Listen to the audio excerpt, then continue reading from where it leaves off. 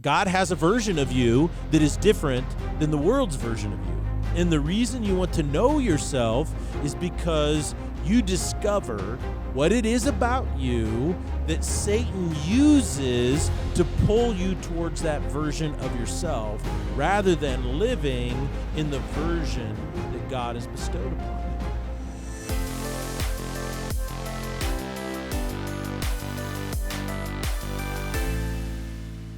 Ladies and gentlemen, welcome to the Salty Pastor Podcast, a podcast that focuses on coaching you in the growth of your faith.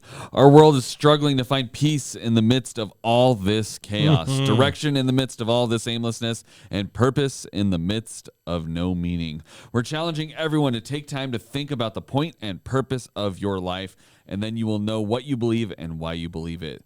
This leads to a stronger faith, and that is how you find peace, hope, and love in this world. Now, without further ado, please welcome the Salty Pastor himself, Dr. Douglas Peak. You know, I've always wondered what adieu means. Further adieu?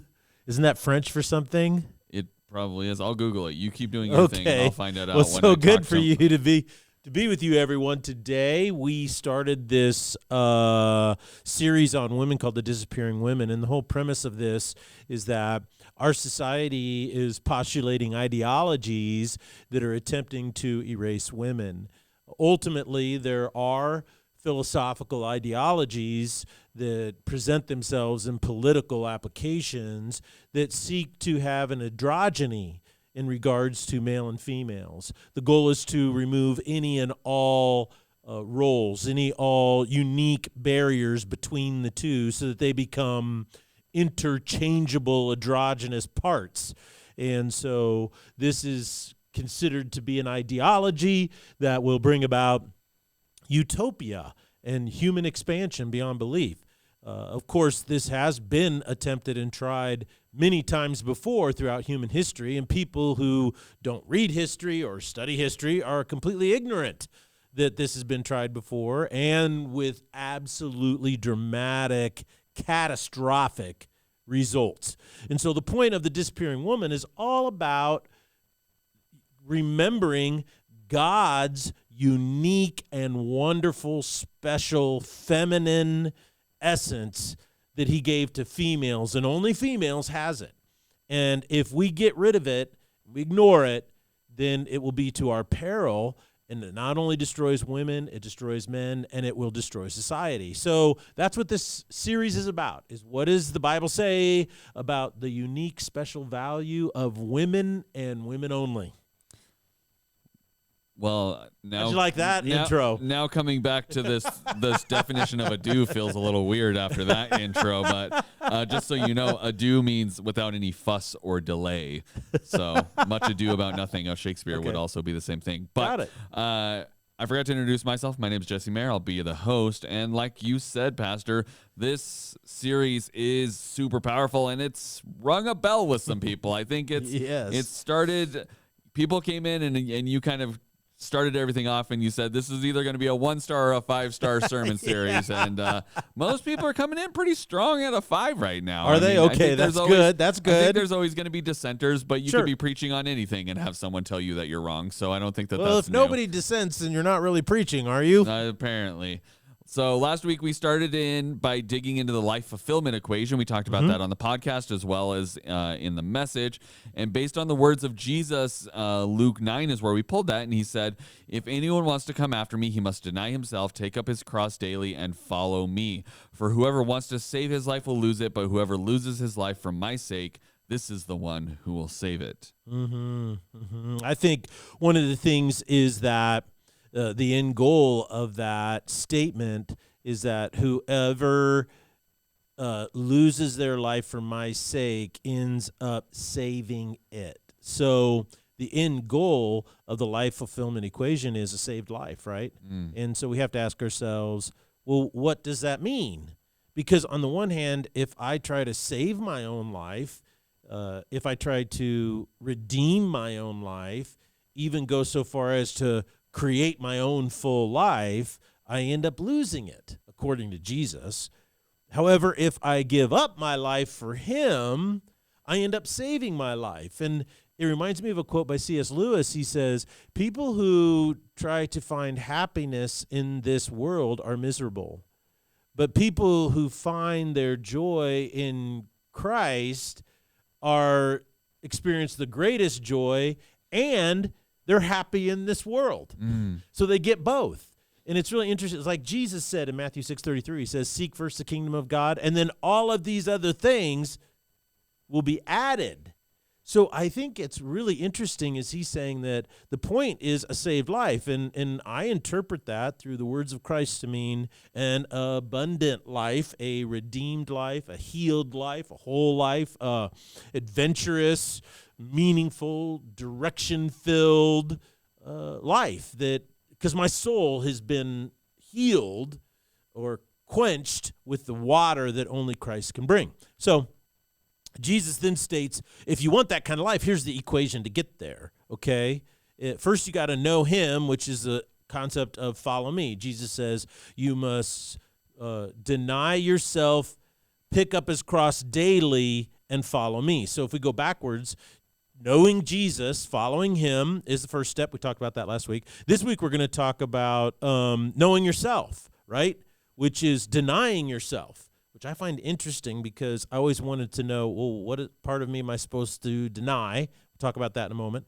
And then you got to know the world, which is the sacrifice that you'll be asked to make. We all have to make a sacrifice. We need to consider what it is, got to count the cost, and then we choose to pay it. That's called picking up your cross. So if it's true, so ladies, I want to ask you this question. If it's true that you are not a perfect person, and you know this, then would you like to know what parts of you you should believe in and trust, and what parts of you you should be aware of that can sink you or hinder you? So if you know you're not a perfect person, wouldn't you want to know what Jesus has done in you, what he is like where he's taking you in life, this saved, fulfilled, whole, redeemed life? Okay, well, this is where he's taking me. Then you should ask yourself a self-aware question, which is, what is in me that I need to deny in order to go where he's leading me? And when I read the Bible, do I read it like, oh, this is just an indictment of how bad I am? Or do you read it as a map to freedom, a map to this saved life? Do you see it more as a directional guide, right, as opposed to a judgmental guide? And I think that's really a significant point. Absolutely. Well, we kind of covered the first part of the life fulfillment equation of know him last week. I want to focus on know yourself this week. Okay. Talk to me a little bit about what this means and why it's so important in the grand scheme of the life fulfillment equation. Well, it is extremely important, whether you're a guy or a gal, but since we're focusing on women, why is it, ladies, so important for you to know yourself? Well, on the one hand, we talked about this last week, right? God has a version of you that is different than the world's version of you. Do you believe God when he says, I love you and I sent my son to die for you? Do you believe Jesus when he says you have been cleansed and washed from your unrighteousness? Do you believe Jesus when he says you have been seated with him at the right hand of God and that every spiritual blessing under heaven has been poured out over you? Do you believe that you have been sealed with the kiss of the Holy Spirit? Do you believe that you are no longer a stranger or foreigner, but you are now an adopted child of God? Do you believe that your unique feminine attributes are a reflection of God's image in you? You know, that's God's version. On the other hand, there's also a part of you, a side of you that reflects the world's version of yourself. And the reason you want to know yourself is because you discover what it is about you that Satan uses to pull you towards that version of yourself rather than living in the version that God has bestowed upon you. So, I mean, just to clarify, you're saying, and we kind of set this up last week, that there's two versions that are you, basically. There's the version that God says you are as a woman or even as a man, but we're focusing on women. So you as a woman that God says, and then there's a version that the world says of who you are or what you should be doing and things of that nature. Now, what Satan has done is he's come in and basically done what he's always done, is he's started tempting and deceiving you into saying, this is the right one you should believe. The world's version is the one you should believe. The world's version is the one that's going to set you free from he's really good at setting up his own problems so that he can be the only one that fixes them, right? Yes. Like that's kind of the key operandi that he operates under. And he uses your desires against you. Yeah, he uses your natural desires, your natural tendencies, the things that you excel at, and then he kind of perverts them and then says, oh, here, this is the only way to fix it, or uses them against you, basically. The things that are supposed to be good and joyous and amazing in your life that God designed you around, he actually turns and taints them, and then says, he taints them. This is the real better version of what God set up for you. Yes. So I think that's the scariest part of it is, in some ways, a lot of the things that he taints are really good, but he has put a spin on them, or he has somehow manipulated them into being something that is unhealthy and bad for you. Yeah, and sex is a perfect example. Yeah. And so that's what I think is so scary, is that it in the original thought process, it's like, yeah, that does sound good. That is good. But he's twisted it. And for women in particular, I think one thing that they struggle with is that the things that they are naturally have a stronger proclivity towards, right? He uses that very thing, because women are like very sensitive to those types of things that they're drawn to. He uses those things to try to show them why they don't measure up. Like, for instance, you have women that are they're very empathetic towards people, right? You know, they have some women have a deeper empathy towards broken hearts. So what Satan does is he uses that to depress them and show them how, because they don't care about enough people, right? You don't care about everybody, then you're not enough. Right. So he uses the very thing that your gift designed to be given to the world and make it a better place. He twists it against a female to make her feel like she's inadequate. Yes.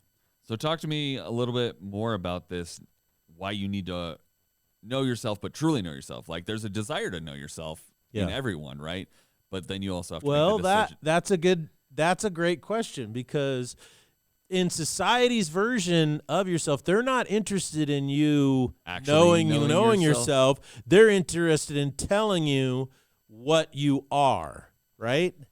It's more of a dictatorship. It's a dictatorship in the world's version, yeah.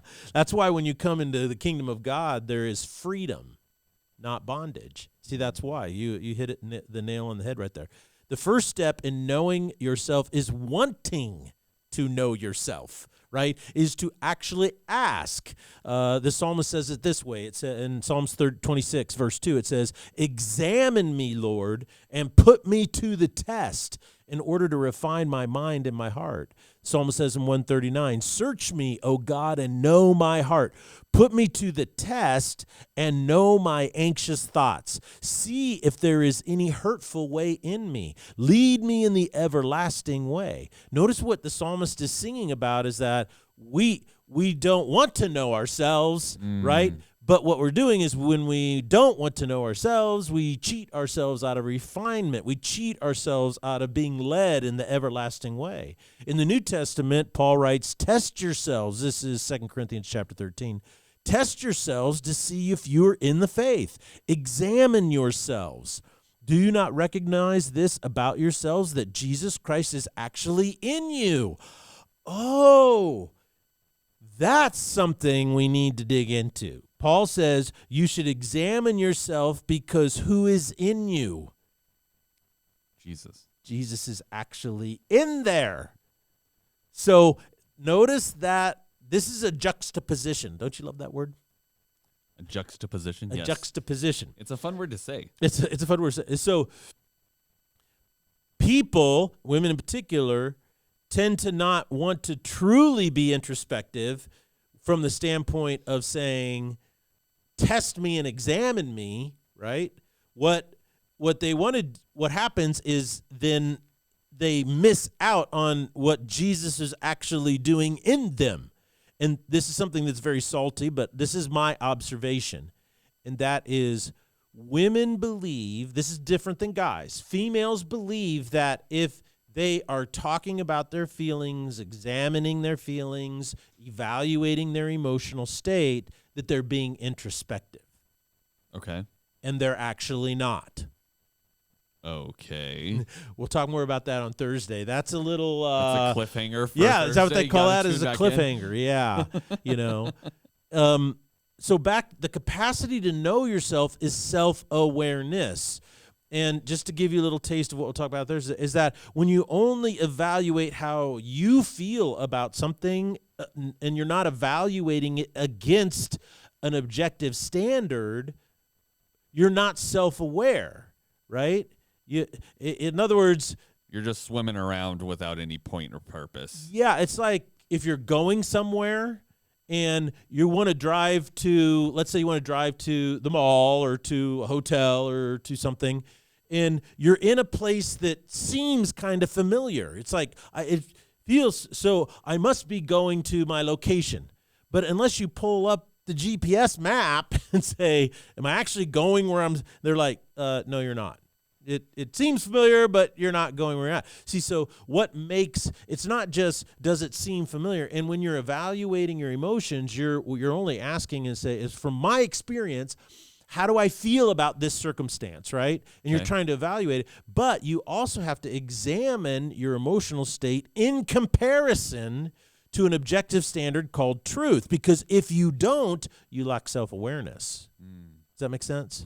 Yeah, I think that idea of, it's something similar of, you go to the gym and you train, but if you're not being intentional about what you're doing, you're just sort of like walking about doing random exercises and you're not getting anywhere with it, right? Like, yes, there is some innate health in just being at the gym and, moving some weight around, right? Mm-hmm. But it's like, if you're attempting to like recover from an injury and you're supposed to be working, like I have bad shoulders. So if I'm trying to work out and get my shoulders back in health and be really intentional about healing that thing, I'm not going to just go and lift the massive amounts of weight in whatever angle and order, because that's probably going to hurt me and it's still not helping me get to where I want to go. And what you're saying is sometimes females will go, well, I'm analyzing my feelings and stuff, but if there's no end goal of, well, I'm trying to get to this objective standard, then they're just kind of analyzing their feelings for. It becomes circular in its nature, and and you miss the point. There's a song from Taylor Swift that's kind of new out, and my kids are Taylor Swift fans, so this is why I know this. And there's a line in there. It's called "The Anti-Hero," I think is the name of the song. There's a line in there where she goes, "It's me. I'm the problem. It's me." And at some point, you have to ask yourself. You have to be self-aware enough to say, "Okay, there's something in me I need to deny." That's part of the equation. But I need to know myself so that I don't deny the wrong things. See, it's like let's use your analogy, instead of the gym is a diet. And so what you do, you say, I need to lose weight, so I'm going to deny myself, and if you deny yourself a proper caloric intake, then you can get on the path to anorexia, which is bad. And it seems like you're doing the right thing at first, right? Yeah. Because you will lose weight. Yeah.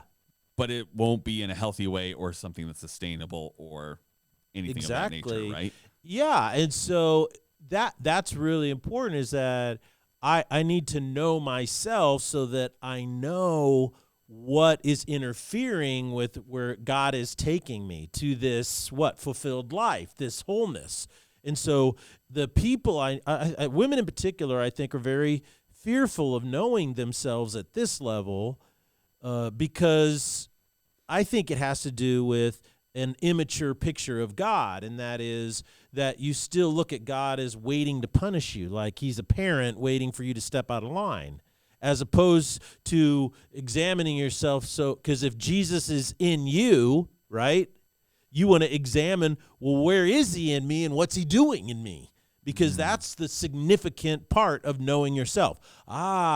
He's reinforcing this version that he has bestowed upon me through his grace and redemptive act in my life. He saved me for this, and now I know myself well enough that Satan's going to use these parts about me to try to get me away from that. Therefore, I need to deny those things. And what that comes down to is a tendency to be brutally honest with yourself, which is really difficult to do. Yeah, I mean, I think most people don't want to fully reveal or dive into who they really are because we're flawed and broken people and we don't always make the right choice. So when you have to start dealing with those things about yourself, it doesn't typically feel good. No.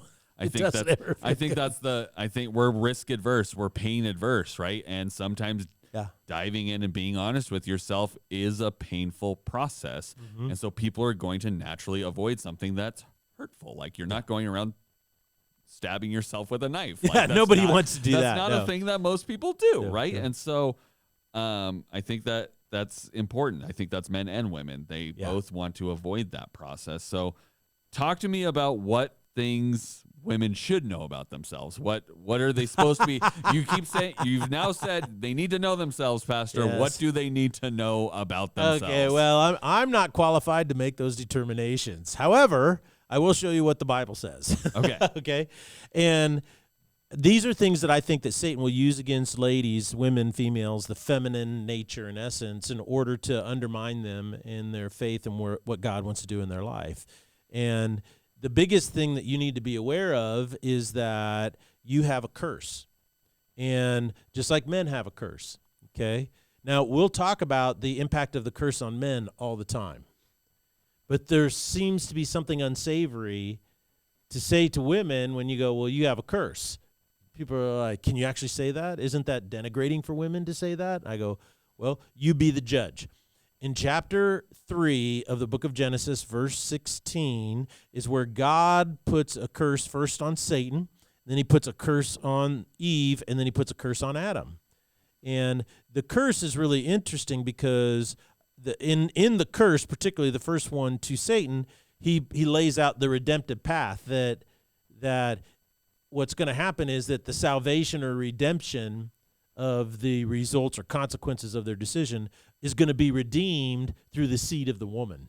Okay, so he references Christ in that place. And what's fascinating, though, is to get specific about women, he says this. He goes, I will greatly multiply your pain in childbirth, and in pain you shall, the Hebrew word here for deliver is also nurture children. So what's interesting there is that you are going to have increased pain in the bearing of children, so they call it labor for a reason. Yes. Yeah. But number 2 is that in pain, you're going to nurture and raise children. And oftentimes the greatest pain that women feel in life, it comes from their kids, right? And so what happens in that? It's very difficult for them. Then he says this, he goes, your desire will be for your husband, yet he shall rule over you. And so that's the essence of the curse. Let me explain that second part a little bit, okay? And that is that in your relationships, right, you will have a desire. So what he says basically is that your desire, in the Hebrew, there is actually no verb in that phrase.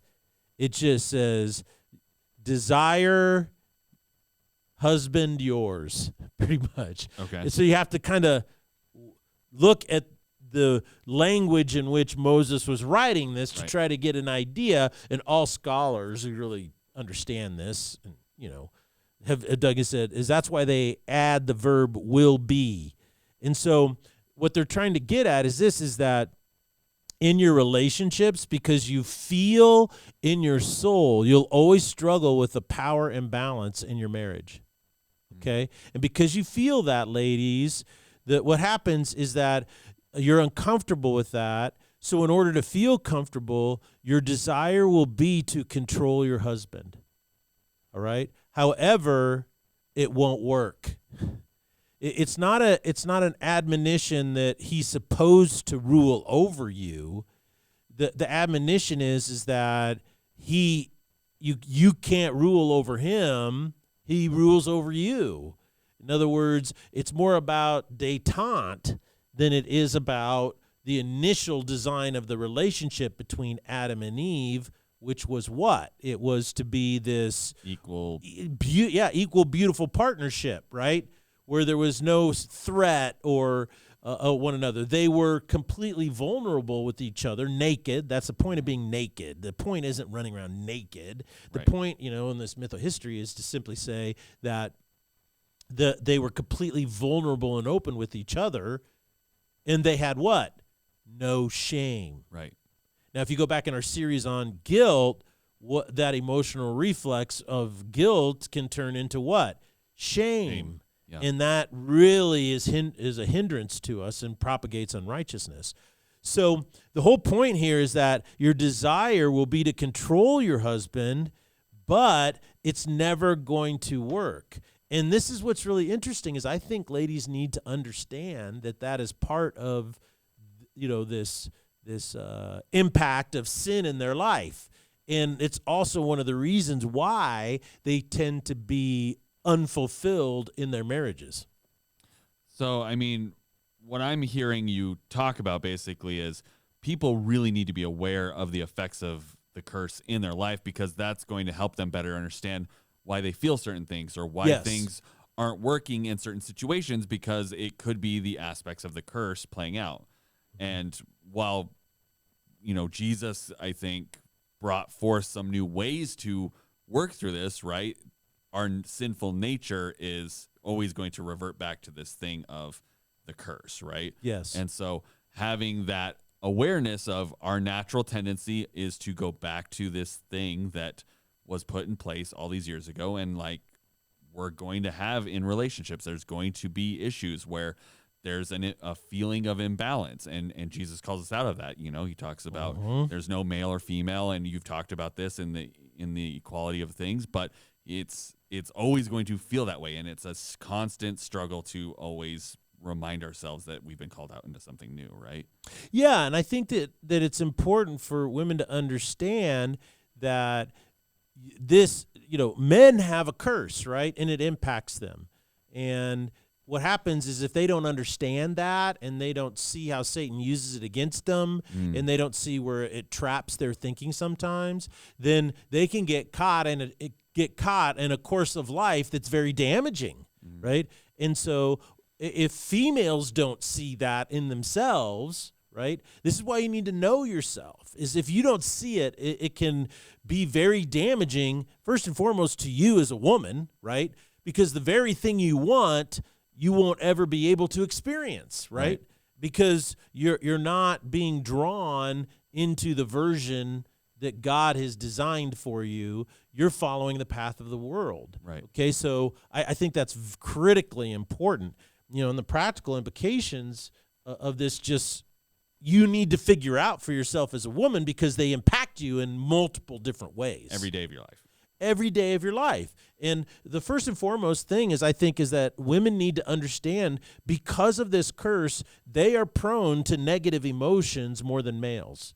And research is pointed this out, is that women are more prone to negative emotions. And because of that, they can be perpetually dissatisfied with their most intimate relationships. They always want more. And it's like, well, but this presents in a worrying about things that are not the best that they can be. So they're trying to achieve a unrealistic goal of intimacy or something like that. And there's another impact that this has in their life is what is called hypergamy. And that is that they tend to always, in their intimate and friendships, always want to look up, right? They always want to go level or up. And so what that does is that removes compassion and empathy from their life, right? And so it ends up having dramatic results. Like here's a woman who, she's pretty salty, but she talks about this issue of dealing with hypergamy in her own life. Let's play the video. Divorce my husband. Why did I divorce my husband? I divorced my husband because I was making a certain amount of money. I divorced my husband because I thought I didn't need him anymore. I divorced my husband because I had this senior position at work and thought I held the same position at home. I divorced my husband because I thought I was better than him because I had my degree now. I divorced my husband because I thought a successful marriage meant I was here and he was down here. That is not success. That's sickness. I found myself divorced and out there looking for love in all the wrong places.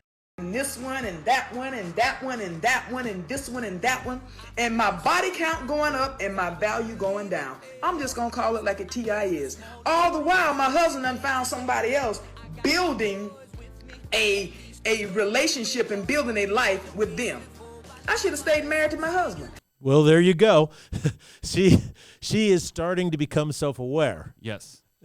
I think that calls out a lot of what you were talking about with the hypergamy of she had what she thought she wanted, and then the taint of the world started telling her, well, no, you need more, or you should be doing better, or he should be better, or whatever, which then she blew everything up. And then so she followed the version of the world, and now she looks back and says, he's over there building a relationship and I have nothing. Yes. And now she regrets that. So I feel, and that's that. Now, I realize this is an extreme case, right? But the whole point of the Salty Pastor is to get you to think and say, well, ladies, do you see that in you at any given point? Is there a version of that in you? And if you do, don't ignore it. You know, you need to address it so that you can know yourself, because guess what? Satan loves to use these things against you. As we wrap up, tell me, what's the biggest barrier for women when it comes to being self-aware? Well, I think that it's security. It's that it's tough to be honest with yourself when you're just trying to survive and you feel unsafe, right? And so what happens is, even though so Satan is trying to always get you to feel insecure about your relationships, insecure about your role, insecure about your contribution, insecure about your feminine essence, all of these things. Satan is constantly trying to get you to feel insecure about it, because if you're insecure about it, guess what? You won't be honest with yourself. Right. And you then don't have time to really dive into it. And then he uses that against you. Well, and you can also not see the goals and the dreams and the goodness on the other side of it either, That's right? Like if he keeps you in that state of feeling unsafe, you can never see the beauty of anything around you. That's right. It's definitely Satan loves, Jesus said in John, he said, the thief comes to steal and destroy. So that's his goal. I mean, that's it. There is no other plan, right? It's to steal what you got and to destroy what you have. All right. Well, thank you, Pastor, for sharing with us today. I'm excited to see what we're going to be talking about on Thursday, because if this is what today was, I can't imagine what we're diving into on Thursday. But we just want to encourage you guys, make sure you leave a comment. If there's something that's stuck out to you today that is resonating with you, or something, even if you disagree, put it in the comments so that we can have a discussion about it. We want to hear what you guys are getting out of this, especially you ladies, because I don't know the next time Pastor Doug might do a women's series. So you got to use it while we got it. So oh, my goodness. We're going to be maximizing this time, and we want to answer questions. Feedback. Yeah, feedback is good. And make sure you like and subscribe. Let's make sure people are aware that the Salty Pastor is out here. This is a great series for us to be reaching new people with. So let's do it. Other than that, we'll see you on Thursday here on the Salty Pastor Podcast. Blessings.